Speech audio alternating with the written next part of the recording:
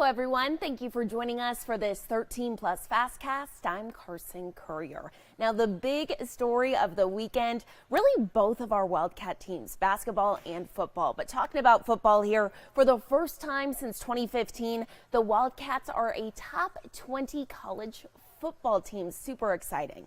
They're looking to win 5 in a row after Saturday's win against the CU Buffs. Coach Fish just spoke and addressed some rumors as the team gets ready to face Utah on Saturday. Listen. Your handle, your name getting tossed out for jobs and things like that. This is that time of the year. Yeah, that's this time of year when you're successful and your team's playing well. That's what happens. I think our only focus is beating Utah. This is a great team coming in. I told our team yesterday that you have a chance to, they are the reigning champions. They are the 2 years reigning Pac-12 champions. We need everybody focusing on one thing and one thing only, and that is Utah football. As I've said numerous times, that since the USC game, I think we went into the Coliseum expecting to win. And I would say that every game since, we have had absolutely that conviction in the way we've played and the way we've prepared and the way we've practiced. And if you can play with confidence, you have a chance to do that. Now, we've got a great challenge ahead of us with a team that I have the utmost respect for. That's also sitting at 7-3. That also is playing for a lot. That's also looking to continue on their momentum. So we need to put everything we have into this game and do the best we can with great confidence.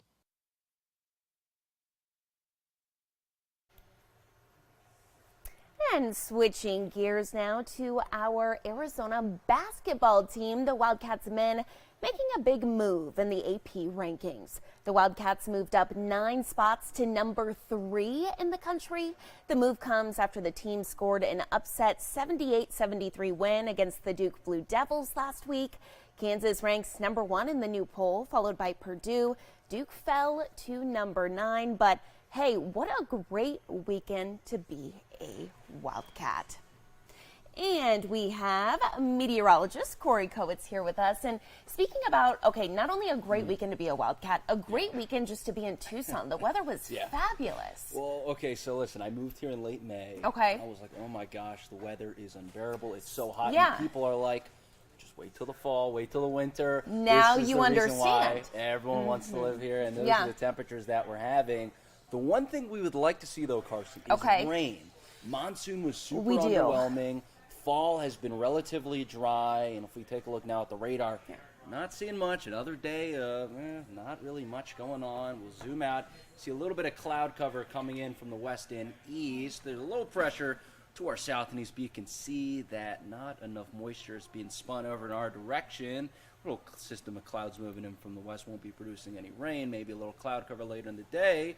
Yeah, out to the west over the Pacific, there's a little bit of a storm system. Let's track that out using PWAT. You're probably wondering, what in the world is PWAT? Well, that's just a measure of the moisture in the air. Another thing we like to look at. This system's going to move off pretty slowly to the east, but with that counterclockwise flow being to the east of it, moisture from the tropical Pacific coming from the southeast. You can see that with those darker greens being ushered into the region by Thursday morning, and this is what it's going to look like in terms of the projected radar. Yeah, you can see a little bit of those showers trying to get going from the south and east through the day on Thursday. Tries to get going. A little bit of a lull there, but then trying to get going once again on Friday as that system is stalling out there, a little off screen there, off to the west. Maybe some showers on Friday, become a little more organized Friday night into Saturday through the region. Moves out by Sunday. Now this is a change the models are having. It's having a slow jump back, a little bit back to the east. Maybe another round of showers. You can see this radar projection mostly to the north. We're watching for maybe another round possible by that time. But here's one model, the Euro, showing rainfall through this weekend and even into Monday of next week. Most of the heavier rainfall looks to be to our north, where that purple is on the order of maybe a 3/4 of an inch. But our neck of the woods, most are going to see 1/4 of an inch, maybe less. The farther south and east you go, the less rainfall. But not all models are showing the same thing. This is the GFS showing a huge difference. Pretty much no rainfall in our region.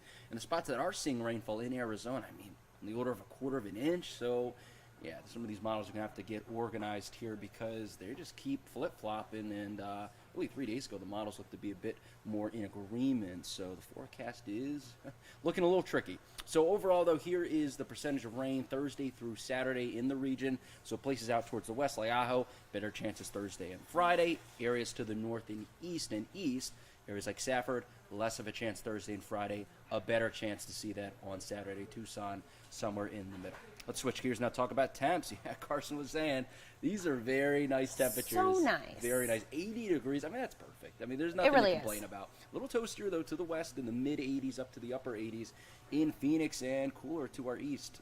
Many spots in the upper 60s and lower 70s. And for the rest of the day, going to stick in the low 70s or 80s through about 4 o'clock. Then by the time dinner time hits, it'll be in the mid-70s. Then overnight, a little bit of cloud cover increasing, no chance of rain, down to the low 70s by around the 9 o'clock hour. Overall, this is how far above average we are. You can see we're a little bit toastier for this time of the year than we should be. Phoenix, 9 degrees.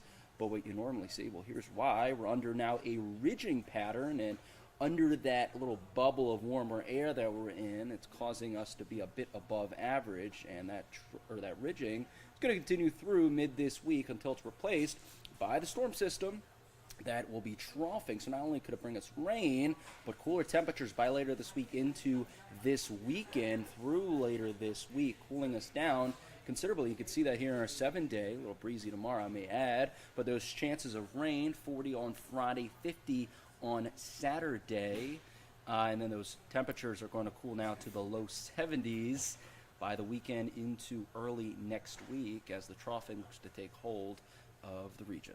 Oh my goodness. Okay, so we need the rain. We need the rain. We've been talking about that. Yes. But also Saturday, huge day. We know El Tour de Tucson's going to be here in town. Yeah. Also, our football game's here. So, I mean, bittersweet.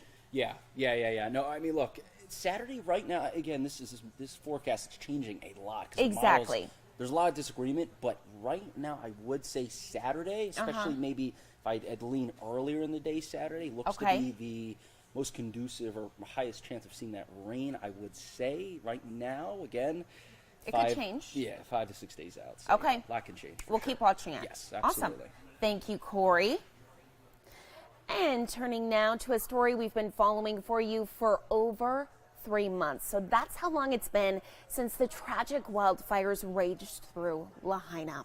Now a 1,500-gallon water truck with an eye-catching mural is watering the trees around Lahaina town in hopes to keep the life that's left while they wait for new life to be planted. Joe Vigil has the story. Right now, what we're doing is just trying to save the trees. Green against so much gray. Some trees and plants did make it through the fires and are getting the attention they haven't had for weeks.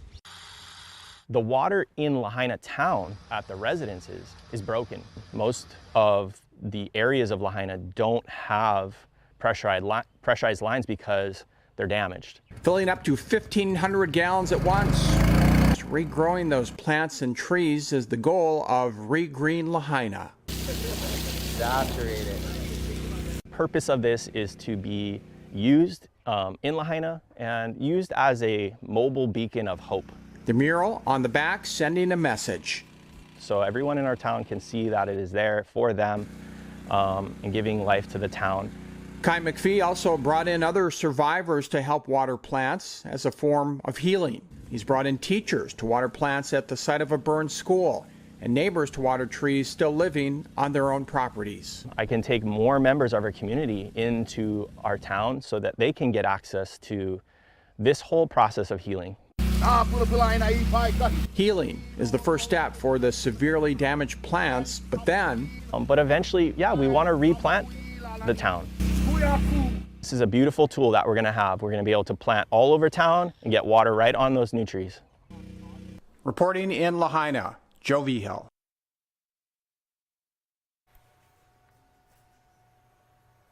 And turning now to the war overseas. The IDF has released this video. It says it's showing the Israeli military delivering fuel near the entrance of Al-Shifa Hospital in Gaza City. Right this second, the World Health Organization says the main hospital in Gaza is, quote, not functioning. Now, health leaders are questioning some of the things Israeli forces are doing. Health leaders and people trapped inside the hospital are denying claims by Israel, saying they're helping babies and others evacuate there. The health ministry says there are 1,500 patients and 1,500 health professionals in this hospital. Israel is claiming without evidence Hamas has a command center inside and under the hospital. President Biden's national security advisor, Jake Sullivan, saying in part, quote, we do not want to see a firefight in a hospital where innocent people, helpless people, people seeking medical care are caught in the crossfire. End quote. Now, at the White House today, President Biden, he's scheduled to meet with the president of Indonesia. He's planning to tell President Biden the war between Israel and Hamas should be stopped. We will let you know once we learn more about what exactly happened there, as soon as those details are released. Meanwhile, Congress has days to pass a spending bill to avert a government shutdown here at home. That deadline is Friday at midnight. House Speaker Mike Johnson announced a two-part plan. The first bill would extend funding until January 19th. It would include money for military, veterans affairs, transportation, housing, and the energy department. The second part of the bill would extend funding until February 2nd and include money for the rest of the government. Neither bill has any aid for Israel or Ukraine.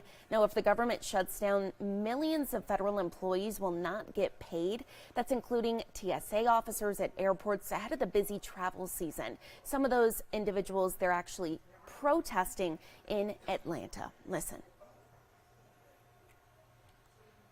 From what I hear, we're looking to surpass some records here in Atlanta over this travel holiday season. So to be in a government shutdown during that time is not going to be good. We know that, Atlanta is the busiest airport in the world. So, a slowdown here slows down everything else, and we just do not want that happening. And speaking of traveling, whether you plan to fly or drive, brace yourself for some potential chaos. AAA is already expecting record travel this holiday season.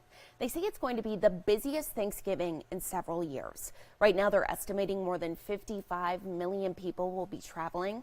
The busiest times will be between Wednesday before Thanksgiving and, of course, the Sunday after. AAA expects about 49 million Americans to be driving. American Airlines expects close to 8 million passengers on more than 70,000 flights. United Airlines forecasting close to 6 million passengers, which would be a new company record. And Delta, of course, says it's expecting about 6.4 million passengers. So I think the whole overall kind of message of this story, lots of people are going to be traveling on the roads, in the skies, so be ready for it. We say it all the time, pack your patience because it will be a little chaotic. Turning now to something that we all enjoy about the holiday, of course, the food. What is Thanksgiving without food, right? So we asked you, what is your least favorite Thanksgiving food? And it's actually pretty funny. A lot of these comments here, let's pull some up. They all agree, kind of, if I can pull this up here. A lot of them saying cranberries. I personally agree. I don't even think I've ever tried the cranberries. And some people are being more specific, saying, let me go up to the top here. Cranberry from the can. Take a look at this. 21 people liking that very comment.